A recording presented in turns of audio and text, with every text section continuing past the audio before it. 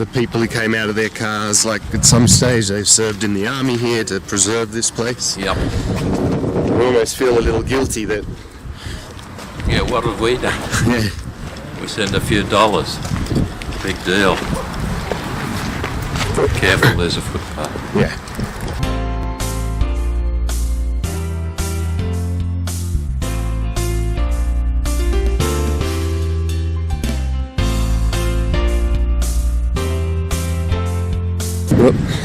Why just me? Because this was the reason.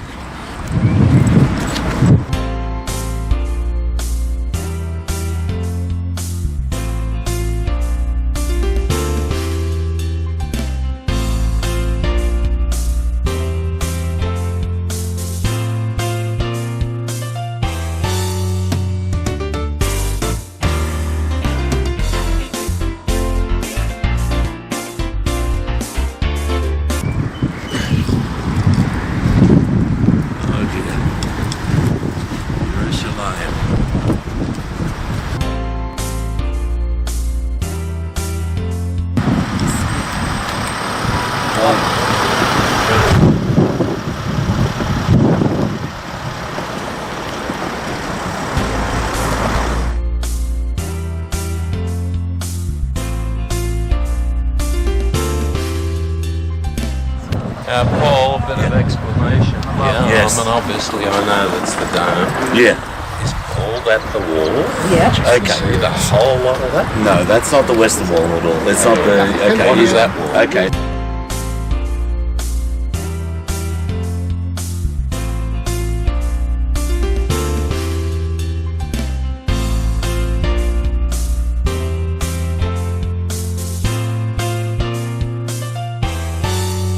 King David chose this area for certain reasons. One is the protection reason, okay? Because Jerusalem is surrounded by mountains, okay? It's also on the major route. Remember, we actually drove from the major route.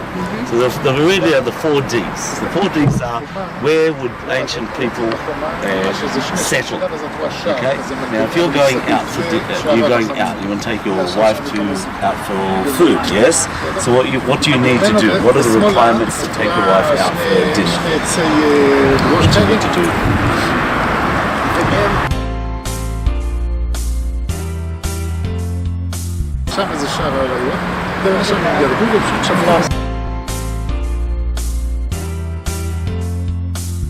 Okay, you need a road to get there. Yeah. Okay, so very important is driving a route. Okay, destination. So that's one thing, is that every city that you'll find in ancient times had to be on a major route, transport route. Okay, so D is for drive. Okay, we have 3 more Ds. What else?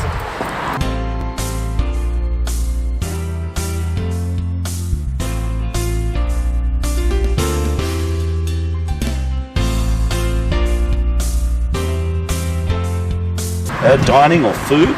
Okay, D for driving, transport routes. 3, defense, and 4 is drinking or water. Okay, and Jerusalem has all those 4 elements.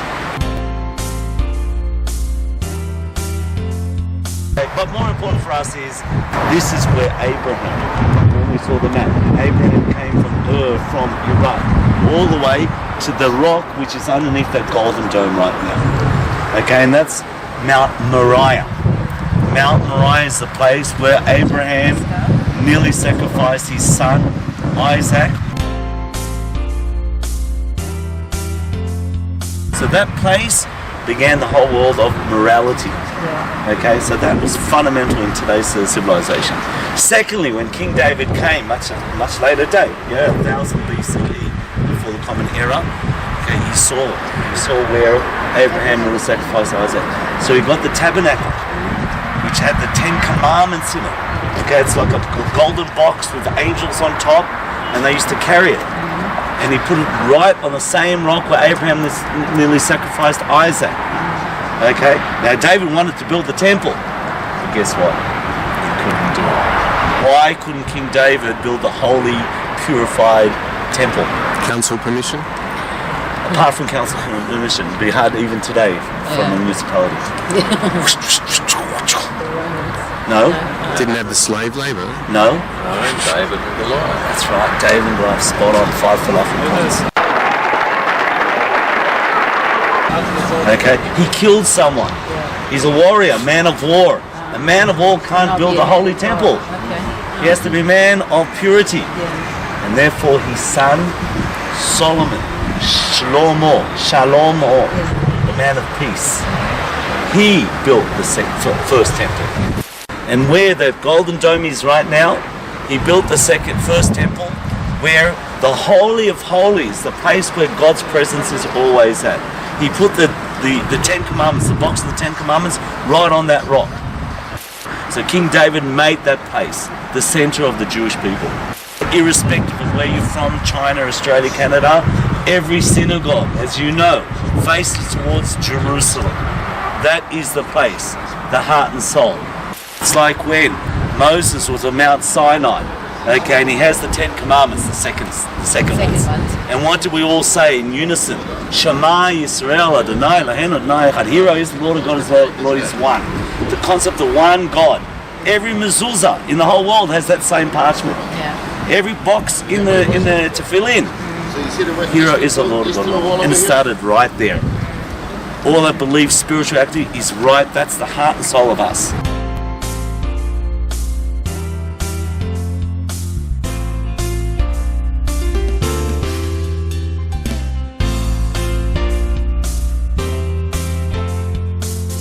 What did we say at the end of Passover? Please God next year. Shana Haba'ah B'Rushalayim. And we're here today is Yom HaShoah. Okay? Think about it, Yom HaShoah. And that's what the Jews during the Holocaust, all they said during Passover was Shana Haba'ah B'Rushalayim. It was this ideal, this spiritual ideal. And the good news is that we don't have to make it an ideal anymore. There it is. And it's ours, baby. Since 1967, we could go through it. You know, the Spanish Inquisition, the Crusaders, okay?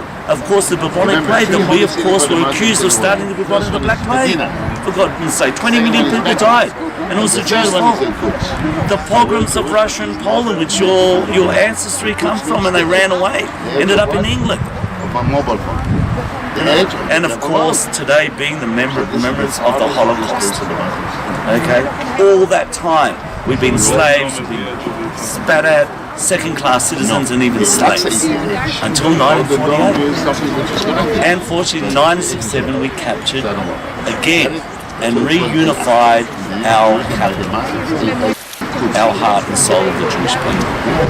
Okay, and this is we're in a period of miracles right now. The Jewish state and having Jerusalem is a period of miracles. We're lucky that we're here right now. You know, when you think about it. Only 100 years ago we couldn't do this. We couldn't do it. We weren't allowed to go to Jerusalem. When the Jordanians came from 1940 to 1967, we were not allowed to pray in our own at the Western Wall. Okay. Yeah, 50 years ago. Yeah.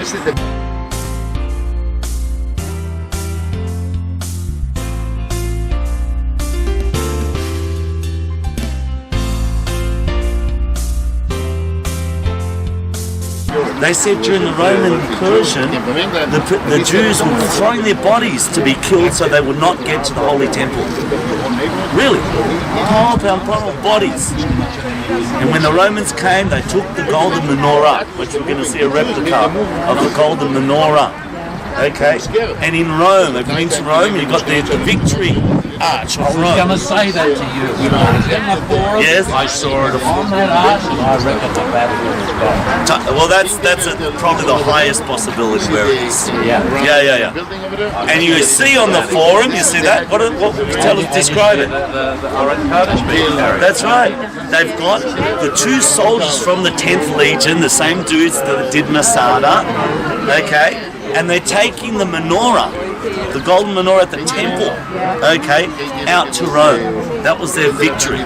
And they did the victory forum that you can see today. It's on an arch. It's on an arch. I looked at that arch, I saw it, I thought, it's got to be a Vatican. Absolutely. Where else can it go? Because folks, where are the Romans today? Where's Titus? Where's Vespasian? Where's the catapults? Where's the legions? Nada! They're not here. And where are we? Where is the victory? Are we the victors? And Israel is the example of what the new Jew is all about. We're not, unfortunately, like our brethren and our sisters that will kill sheep to slaughter. We weren't like that. We have the best army, we have a strong air force, we've got our own police, we've got our own government. We decide our destiny. Not America, not England, not Iran, no one. We're in charge, and the center comes from there. Now, we're talking about 800 years later, in 700 or 691, Abdul Malik, when the Muslims came, they built that on top of our 691 AD, much later. Because they believe that Islam is the third holiest place. The first one is Mecca, second one is Medina, fair. And then, okay, so what we understand is why Jerusalem of all places. Okay, now this is what we understand geopolitically. The Saudi Arabians had all the basic monopoly of all the Arab pilgrims. That's big money, baby. Right. You know, going in and buying food and water and going to in. So the Syrians up north and the Iraqis up north going, listen man, we don't want to go all the way to Saudi Arabia. It's a hassle. Let's find a place which will make it also a holy place. So if you look in the Quran, if you look in the line 17, the Surah 17, it goes that Muhammad flew on Baraka, which is a flying horse with a beautiful woman's face. Good luck. Muhammad flew on his night flight to El-Quds. El-Quds means a faraway place.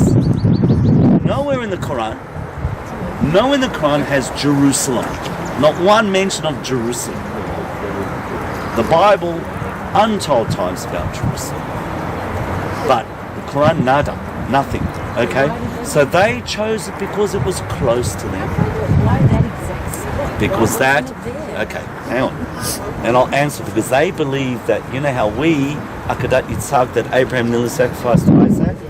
Okay, so they believe that Abraham nearly sacrificed Ishmael, who was the older son of Abraham, who was of course with Hagar, not the Jewish wife. Okay? But that's what they believed. It was the same rock. You understand? So they claimed it as their holy place, number 3. And that's why they came here and they conquered it and they built this beautiful dome of the rock.